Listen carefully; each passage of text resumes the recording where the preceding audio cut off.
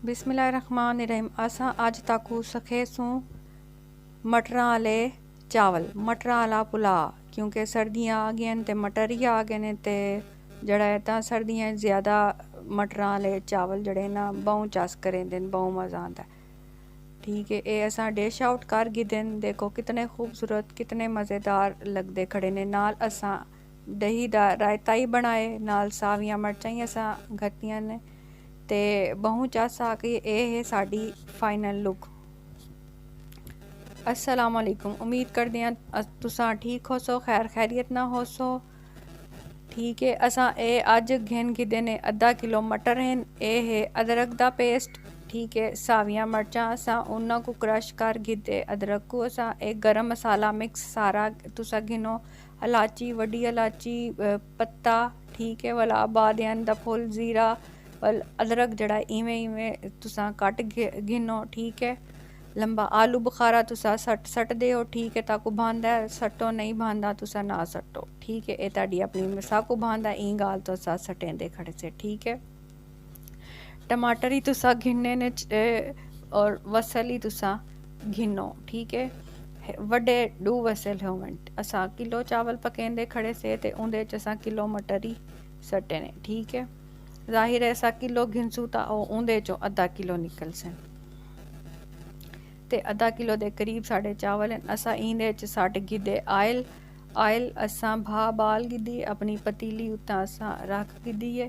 ठीक है, आयल असा सटे सूं जै वाले साडा ऑयल गर्म थी वैसी वाला उंदे च असा सटे सूं जड़े असा वसल कपी खड़े से।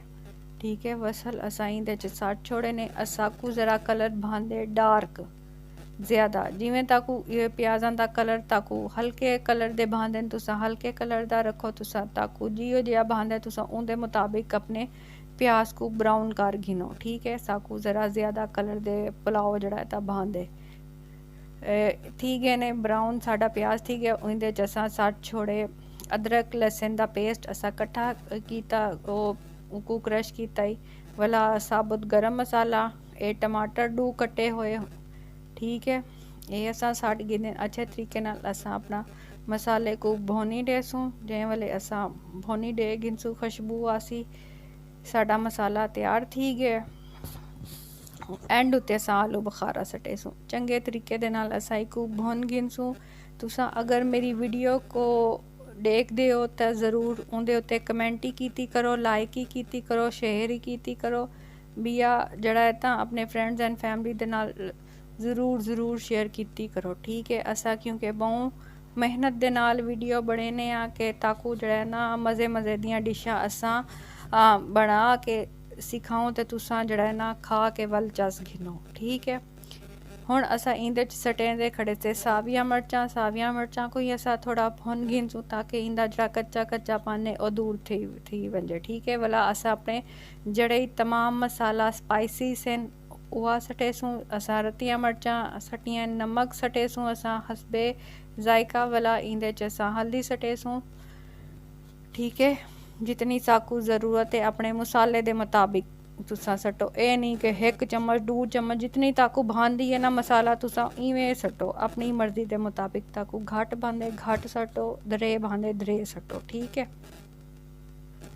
चंगी तरह देखो साडा मसाला ओ थी गया, एक जान थी गया वाला। असा इन मटर सटेसूं, मटरां को असा चंगी तरह भोनी डेसूं। ठीक है, जै वाले इन्हां दा ज़रा कलर चेंज थी वंजे तां वल ए तुसा समझ जाओ कि ताड़े जड़े मटर हैं तां ओ खूबसूरत थी गए। ठीक है, अच्छे तरीके नाल ओ पक गए ने, खूबसूरत तरीके नाल पक गए ने। ठीक है, अगर ताकू मेरी सराकी है थोड़ी बहुती गड़बड़ जड़ी नज़र आए उसको तुसा इग्नोर करने, क्योंकि सराकी असा घर च ज़रा पंजाबी बोलेंदे से। मेरे अब्बू जड़े सराकी हैं, अम्मी मेरी पंजाबी है, ई गाल तो बस गड़बड़ थी गई है। ठीक है, पानी असा सट घिने जितने साढ़े चावलन वाला असा साबत मिर्चां सट गिदियां ने 4 साकू भांदियां ने। ई गाल तो असा साबुत ही सटियां ने, अगर ताकू नहीं भांदियां तुसा ना सटो।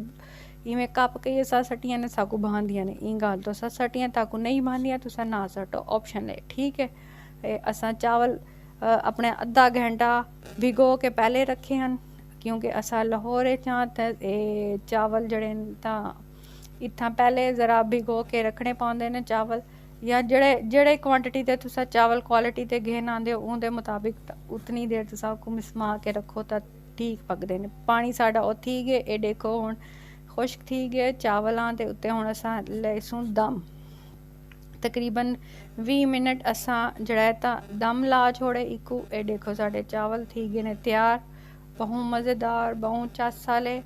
ठीक है, अगर तुसा इवें दे चावल बना के चास गिनना चाहते हो तो मेरे चैनल को ज़रूर सब्सक्राइब कराए, अपने फ्रेंड्स एंड फैमिली दे नाल ज़रूर शेयर कराए। ठीक है, देखो असां हुण डिश आउट कर गिदे ने, धुएं निकलते खड़े ने ते गर्मा गर्म चावल तुसा ही खाओ, अपने बालों को खवाओ, अपने घर आह्लें को खवाओ, सब को खवाओ। ते एह् असां रायता तैयार कीते अपनी सावियां मर्चां पुदीना ते बिया धनिया सट के। ठीक है, ते एह् देखो